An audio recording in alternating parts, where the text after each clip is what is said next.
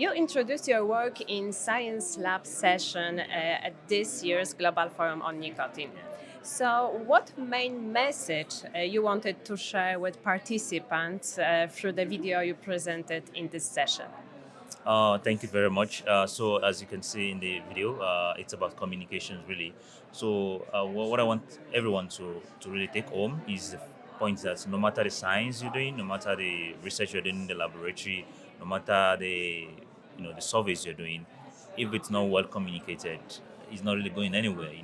So, for example, a policymaker or a politician will not go and read a journal. Will not go on PubMed to go and say most of them are really busy. So how we communicate all the findings, all the results from our studies is very, very important. So I think that's like the main message. So appropriateness in messaging is my key message.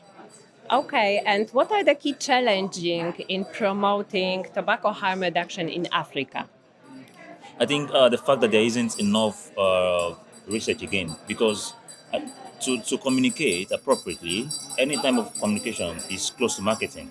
And to do anything around that, you need appropriate messaging for each category of people. For example, the way you talk to a doctor about tobacco reduction is different from the way you talk to a journalist, from the way you talk to students.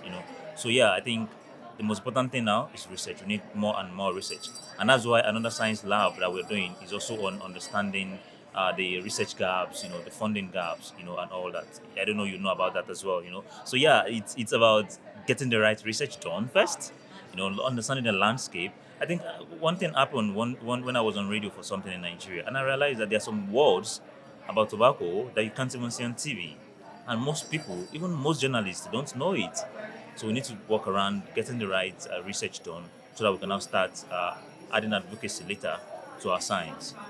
What barriers for public health advocates do you see when communicating about THR? I feel like the old thing is still sensitive because it's still like novel to a lot of people. So you're talking to maybe let me give you an instance. You're a public health advocate and you're very young.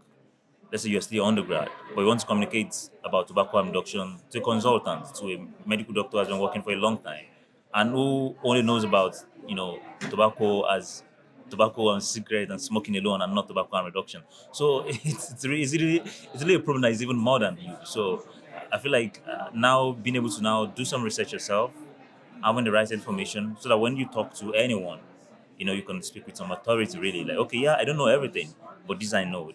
So I feel like understanding and knowledge is so important because it even gives you a lot of confidence when you're communicating. So I feel like the fact that everyone is still novel to the whole idea, still trying to gather information around it is quite difficult because there are a lot of voices, right? There are a lot of voices, there are a lot of papers, there are a lot of things. So you being able to do your homework well, do your own final analysis, and then speak appropriately is where the real work is.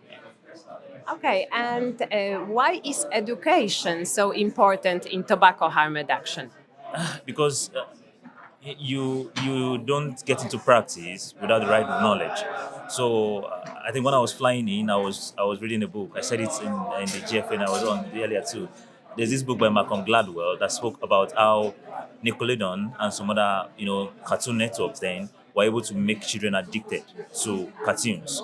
It's just communication, it's education, educating themselves, iterating. So when you do something is not working, they do it again. So that's where education comes in now. Okay, you only know about smoking. This is the right information. You put it on the right channels, television, radio, social media, debunking misinformation. So there are lots of things to work around, and education is like the early stage where you can now get them to know more and more, and then you build on that, and then you can now expect the right practice out of that.